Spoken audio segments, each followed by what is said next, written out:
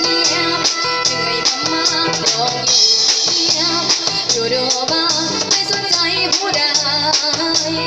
ไม่ต้องการโลกเดียวไม่ออกไปเที่ยวก็หมดมากก็เจอน้องก็ทำยากทั้งที่เคยตั้งใจเอาหัวใจ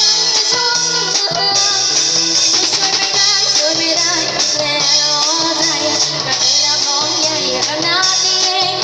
ไม่ใช่เธอคนเดียวยิ่งใจเธอ